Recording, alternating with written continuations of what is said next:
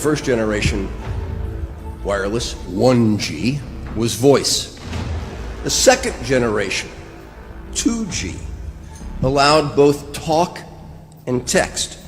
The third generation, 3G, the internet, in a limited way. And today's technology, 4G, completed that digital migration. But if anyone tells you that they know the details of what 5G is going to become, run the other way.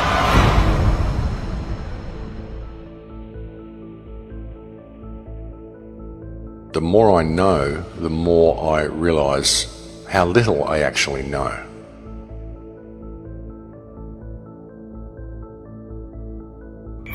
I have to tell people 5G is a killer. I'm Mark Steele, anybody who hasn't heard me. I'm a weapons systems head-up display expert, one of the leading experts in the world. I've actually brought cover in relation to this, and the reason I became an expert was to invent it. What I'm going to say to you today, do not believe a single word I say. Not one. I want you to do your own research. You'll find it's absolutely terrifying. Pay attention to what is really going on. Pay attention to the Internet of Things, what it is, what it's doing, where it's going. Pay attention to the automation. Pay attention to the 5G towers that are still going up everywhere. Wireless radiation has biological effects, period. And these effects are seen in all life forms: plants, animals, insects, microbes. In humans, we have clear evidence of cancer now. There is no question. It's very important that people always look at both sides, and as positive as what the right hand is offering you, always to pay attention to what the left hand is doing. Just because a lot of people think something is right doesn't make it right. Just because a lot of people think something is good doesn't mean that it's good. It will be impossible to exist in a city or to walk outside without being exposed. There's going to be a cell tower in front of every few houses, and this means that your personal choices, whether or not you personally use a cell phone or hold it 10 inches away from your head, that cannot escape you from your radiation exposure. This is not a random series of events that have brought us to this point. Even when you look at technology, civilization, industry, the rise of technology, none of this has been random. None of it has been simply a matter of course, simply men inventing things and connecting the dots and moving to the next practical thing. All of it has been done by design to lead us to a certain point. Not a lot of people can really see what is actually coming. It's about to become a very, very different world, folks. This is a very, very disruptive technology. Very disruptive in as much as it's going to disrupt the way we live our normal lives if we allow it to be rolled out and if we abide by the parameters that the government's putting in place with this technology. You know, and by around 2030, well, it's all going to be complete. Everyone's going to be in a complete lockdown. And the kids, as I've said so many times, the kids that are growing up through the system now will have no reference point for what the world once was. They'll have no reference point for what freedom even possibly looked like. They simply won't have the concept of it because it won't be anything they've ever experienced. And with 5G, I mean, what people need to understand with it is that it's all military-grade technology. It's not just about monitoring. It's not just about social crediting. It's not just about surveillance. It's also about crowd control. It's about mood control. It's about emotional control. There are so many patents, so many US patents, so many DARPA patents that show the incredible amount of psychological manipulation you can do through electromagnetic radio waves. And not just psychological control, but also physical control. I mean, it's control at all levels you can think of, folks. It's right across the spectrum. We've seen experiments with MIT where they've injected nanotechnology into rats and they've been able to switch the genes of the rats on and off using radio waves to operate the nanotechnology. You think about what's in the chemical spraying that goes on in the sky, the nanotech in all the foods. I mean, we're being set up in a big way, ladies and gentlemen, and the manipulation that comes through this 5G system is profound. It's absolutely off the charts.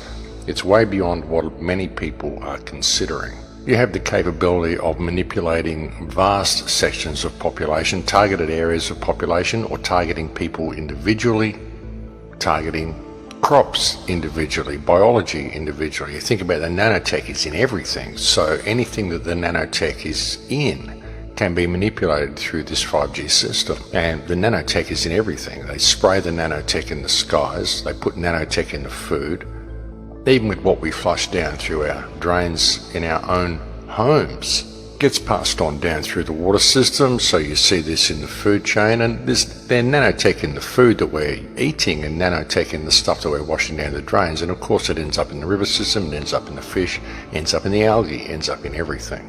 With all of the stuff that they're feeding us about fast communications and good downloads and good connection speeds and all of this sort of stuff, that's the secondary application of all of it, or even the third application of all of it, because ultimately this is military grade technology, and what it's about is control, and ultimately it's a weapons system. You know, it's a surveillance system and a weapons system. You can have people under surveillance and then you can weaponize it and target certain individuals for elimination or whatever, heart attack, cancers, whatever you want to do to them. You just got to look at it, folks, and think, well, how much can you trust your government? Can you really trust these people? Look what they've done to the world so far, and that's who is rolling this system out, apparently for our benefit. When you look at the internet, you look at what it's becoming something that we never wanted. I mean, we wanted the internet there so we could have access to information, we could have fast communication with each other, but now it's becoming a digital barrier between us and reality. It's becoming something that we must interface with in order to access the real world around us. And all of our information is being removed from us and put onto what they're calling cloud computing now. They're even saying that soon you won't be able to get hard drives for your machines. You won't need hard drives because everything will be on the cloud. And all that means is that it doesn't exist anymore. It's up there in cyberspace and you don't actually have access to it on your own computer. So you can't have access to your own things. You've got to keep them on the cloud, which means you can be locked out of all of your stuff at any time. That's what it's about. I mean, I know people that have uploaded their photos to video host programs and then suddenly they get locked out and they need to verify who they are in order to access their own stuff. I mean, this is ridiculous, folks. They do all this sort of stuff and they say it's for your security. We're locking you out of the system because you've changed location for the day, and so we don't think you're who you are, so we need access to all your devices and your cell phones and everything we can get to try to track you and triangulate you and get everything we can on you before we're going to let you have access to your own things again. That's what they do, and they call it security. It's not keeping you safe. It's keeping tabs on you and making sure they can lock you out at any opportunity, and they're just kind of showing you that they can do that and you're agreeing with it by going along with it. And when you've got kids that are growing up into this system and everything that they do is online, everything they know is online, all their bank accounts, their shopping, their friends, their Instagram, all their connections to everything, their electricity bill, it's all online. And even their car keys and their access to their house becomes digital.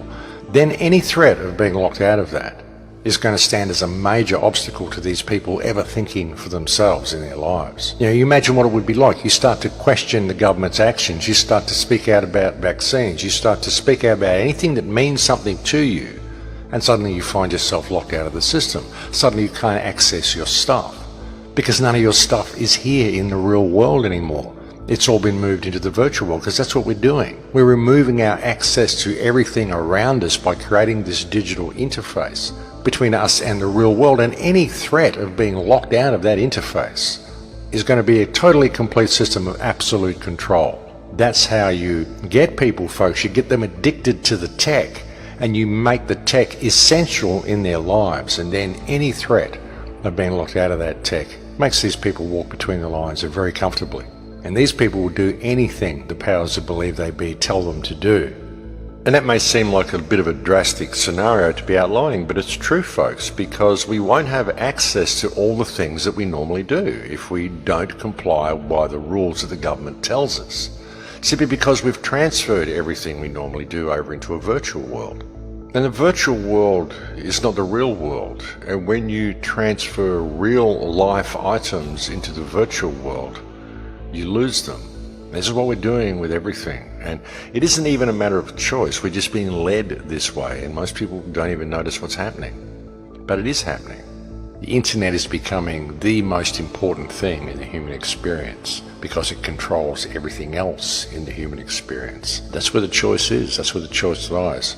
The choice lies with us every day by what we do with that which is available to us and how we choose to operate in the real world. And as I've often said, folks, I don't own a credit card and I don't take a smartphone with me anywhere. When I go out, I don't do any of that stuff. So you don't need to have these devices. I can post all these clips to YouTube. I can watch all the other video clips that people post. I can do all these things.